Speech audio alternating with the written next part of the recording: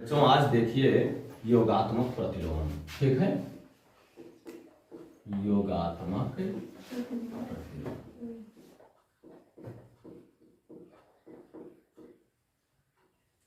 योगात्मक प्रतिलोम देखेंगे बच्चों। किसी संख्या का योगात्मक प्रतिलोम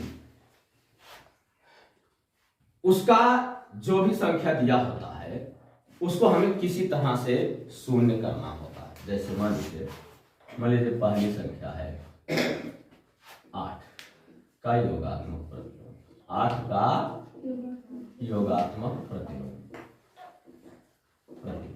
ठीक है, बराबर। इसको हम क्या कर दें कि इसका मान जो आए वो शून्य आए, -8 कर देंगे। ठीक है, ये -8। अब इसमें योगात्मक यानी योग का, ठीक है। अब 8 + -8 बराबर 8 + -8 बराबर 0 हुआ ना। यानी इसी का चिन्ह बदल देना होता है बस। ठीक है, ये योगात्मक प्रतिलोम। इस तरह से मान लीजिए दूसरा है -7 का योगात्मक प्रतिलोम, योगात्मक प्रतिलोम बराबर माइनस नहीं लिख सकते 7। अब ये -7 + 7 अभी 0। ठीक है, अगर मान लीजिए परिमेय संख्या है -2/3 का योगात्मक प्रतिलोम, योगात्मक प्रतिलोम बराबर क्या होगा बच्चों? 2/3। ठीक है, वीडियो पूरा देखेंगे, ध्यान रखेंगे। ये मान लीजिए बच्चों 5/8 का योगात्मक प्रतिलोम, योगात्मक प्रतिलोम बराबर -5/8। ये इस तरह से लिखते हैं बच्चों। ये समझ गए? सिर्फ माइनस लगाना है। लेकिन मान लीजिए हमें देखना है का योगात्मक प्रतिलोम, योगात्मक प्रतिलोम। तब हम क्या कर सकते हैं? 2 सही 3/5 का योगात्मक प्रतिलोम। ठीक है, अब हमें इसको हल करना होगा बच्चों। कैसे? ये देख लीजिए 2 सही 3/5, इसको हमें, ये मिश्र भिन्न में है, विषम भिन्न में बदलना होगा। 5 × 9 = 10, 13/5 लिखेंगे। अब लिखेंगे, हाँ बेटा, 13/5 का योगात्मक प्रतिलोम बराबर प्रतिलोम बराबर -13/8 ये होगा। ठीक है बच्चों। अब अभी हाँ सही है। अब बच्चों मान लीजिए छठवां है -3 सही 2/7 का योगात्मक प्रतिलोम,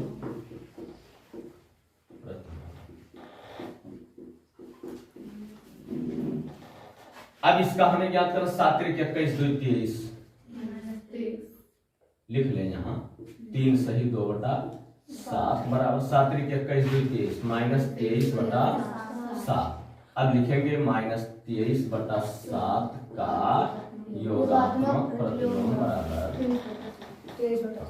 प्रतिलोम बराबर 23/7। समझ में आया बच्चों? कोई दिक्कत? इसको वीडियो रोकेंगे, स्क्रीनशॉट लेके नोट करेंगे। बच्चों एक चीज और बताना रह गया है, वो देखेंगे क्या है।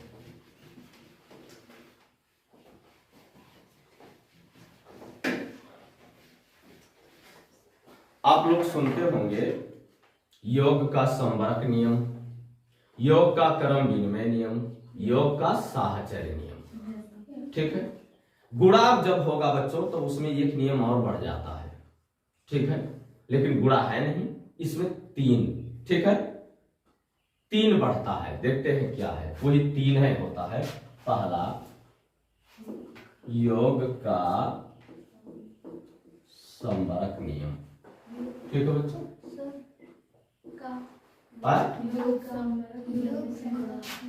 योग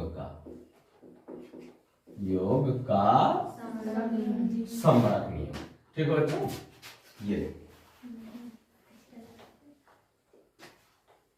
ये बच्चों योग का संवरक नियम परिभाषा तो शायद मैंने कक्षा 7 के नहीं लिखाया हूं शायद। ठीक है बच्चों, चाहे पूर्णांक संख्या हो या परिमेय संख्या हो, ठीक है, अगर परिमेय संख्या है तो दो परिमेय संख्याओं का योग एक परिमेय संख्या होगा, ठीक है, या दो पूर्णांकों का योग एक पूर्णांक संख्या होगा, ठीक है, दो पूर्ण संख्याओं का योग एक पूर्ण संख्या होगा, ठीक है बच्चों, तीनों स्थितियों में, ठीक है, यही परिभाषा इसका बनेगा तीनों स्थितियों में, पूर्ण संख्या, पूर्णांक, प्राकृतिक संख्या और परिमेय संख्या, ठीक है। तो अब जैसे मान लीजिए ये 3 धन 5 बराबर 8, 3/7 प्लस 2/11 बराबर जो भी इसका मान आएगा, चाहे 7 ही लिख लीजिए, तो 3 2 5/7, ठीक है, ये संवरक नियम के तहत आता है, ठीक है। अच्छा, नियम यहाँ प्रगुण अगर लिखा है तो भी कोई दिक्कत नहीं है, ठीक है, संवरक प्रगुण लिखा होता है, योग का संवरक प्रगुण, फिर इसमें गुणा का ये लिखना जरूरी होता है बच्चों, योग का, ठीक है, क्योंकि गुणा का भी यही नियम होता है, गुणा का संवरक नियम, ठीक है। फिर है बच्चों दूसरा, योग का क्रम विनिमय, शाबाश बेटा, योग का क्रम विनिमय नियम, प्रगुण यहां लिखा होगा तो भी कोई दिक्कत नहीं है बच्चों, बात वही होगी, ठीक है। अब किसी दो संख्याओं का योग, ये घटाने में नहीं चलेगा बच्चों, ये ठीक है, घटाने में ये अगर करेंगे तो अभी देखते हैं कैसे, क्रम विनिमय, इसका नाम ही है क्रम को बदल देना, ठीक है, क्रम को बदल देना, जैसे 3 धन 5 बराबर 5 धन 3, इसको हम लिख सकते हैं 5 3 8 5 3 8, क्रम को हमने बदल दिया ना, 3 पहले था 3 को बाद में कर दिया, लेकिन इस स्थिति में भी ये बराबर है, ठीक है। अगर हम कहते हैं -8 + 5, ठीक है, बराबर 5 ± ठीक है, दोनों स्थितियों में ये समान है, ठीक है। अगर परिमेय संख्या है 3/9 + 2/9 बराबर 2/9 + 3/9, हमने बदल दिया है क्रम, लेकिन दोनों स्थितियों में बराबर है, आप इसको देख सकते हैं, ठीक है। कक्षा 8 में है, हल करने की जरूरत तो है नहीं, कक्षा 5 होता तो हल करके दिखाते, लेकिन इसको हल करने की जरूरत है, ऐसे ही दिख रहा 5 3 8 5 3 8, ये -3, ये भी -3, ये 5/9, ये 5/9 दिख रहा है, ठीक है। तो ये योग का क्रम विनिमय नियम है। तीसरा नियम होता है बच्चों, योग का साहचर्य नियम, योग का साहचर्य, ये है बच्चों, सहचर माने साथ में चलने वाला, ठीक है। तो बच्चों मान लीजिए इसमें इन दोनों में तो 2 था, 2 पद थे, लेकिन इसमें 2 नहीं 3 होते हैं बच्चों, क्यों? क्योंकि जब 2 लोग जा रहे हों तब तो वैसे ही पता है कि दोनों साथी हैं, लेकिन 3 हो अगर, तो कभी एक बगल हो जाए तो 2 पढ़ते हैं, वो सहचर हो सकते हैं, लेकिन अगर 2 में एक को अलग कर दिया जाए तो वो सहचर कहाँ रह गए, है ना।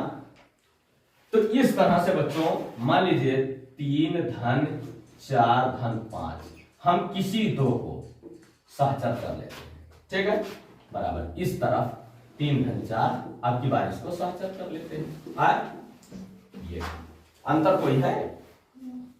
कोष्ठक लगा देने का तात्पर्य होता है बच्चों कि इसको हम पहले हल करेंगे, है ना, कोष्ठक लगा देने का तात्पर्य ही यही होता है कि इसको हमें पहले हल करना, ठीक है। तो अब ये 5 4 9 3 12, अब इसमें 4 3 7 5 दोनों बराबर है ना, यानी दोनों स्थितियों में समान है। ये योग का साहचर्य नियम कहलाता है। अगर मान लीजिए यही परिमेय संख्या,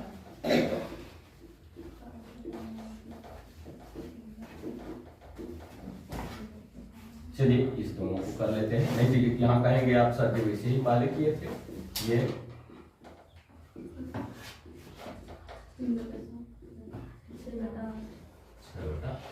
ठीक है। ये भी मान वही आएगा बच्चों, पहले हम कोष्ठक को हल करेंगे, कोष्ठक में जो पद है उसके बाद इसको हल करेंगे। ये योग का साहचर्य, ठीक है। अब ये ऋणात्मक धनात्मक कुछ भी हो बच्चों, उससे कोई दिक्कत नहीं है, ठीक है। बात समझ में आया? ये योग का साहचर्य नियम है, योग का संवरक नियम, योग का क्रमविन्वय नियम आपके समझ में आ गया होगा, ठीक है। कक्षा 5 में जब आप पढ़ रहे थे तब आपको बताया गया होगा कि जैसे कभी कभी ऐसा होता है कि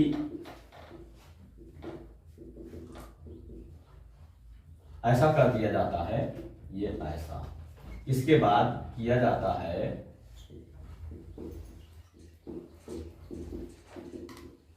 नहीं नहीं नहीं,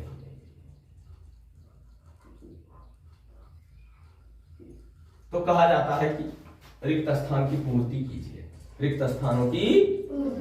तब आपको बताया गया होगा कि देखिए इधर 8 है, इधर 8 नहीं है, तो इसमें 8 भर देंगे, और इसमें 5 नहीं है तो इसमें 5 भर देंगे ना।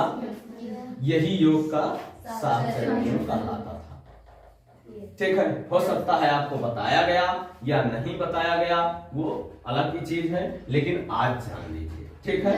यही योग का साहचर्य नियम तब हमें पूर्ण अंकों में मिला था और आज हमें परिमेय संख्या में मिला है, ठीक है। ऋणात्मक धनात्मक से कोई फर्क नहीं होता है बच्चों। आज भी जब आपको सूत्र बताया जाता है तो बताया जाता है कि a बटा b प्लस c बटा d और प्लस e बटा f। अब किसी दो को कर लिया जाता है बराबर, बताया जाता है a बटा b प्लस c बटा d और प्लस e बटा f, ठीक है। ऐसा बताया जाता है ना बच्चों, बस वही चीज है, समझ में आया बच्चों? इस चैप्टर में यही था सब, ठीक है। इसको हल करना आपके लिए आसान होगा, ठीक है। मेन चीज हमने बता दिया है, इसके बाद जोड़ है, घटाना है, इसको बताने की जरूरत नहीं है, ये आप लोग हल कर सकते हैं। फिर इसमें कुछ दिए हुए हैं कि किन्हीं दो परिमेय संख्याओं का योग दिया है, एक परिमेय संख्या दिया है, तो इसका अर्थ ही होता है जैसे मान लीजिए दो संख्याओं का योग अगर दिया हो और एक संख्या दिया हो, तो योग वाले संख्या में से वो वाला संख्या घटा दीजिए, दूसरी संख्या मान हो जाएगी, है ना। इस तरह से आप हल कर सकते हैं इसको। ये चैप्टर पूरा हो जाएगा बच्चों अगर आप हल करते हैं तो। हल करने का काम आप लोग किया करेंगे, जो नहीं आएगा यहाँ पर हमसे आके पूछ लेंगे और मैं बता दिया, ठीक है। इसके साथ वीडियो बंद।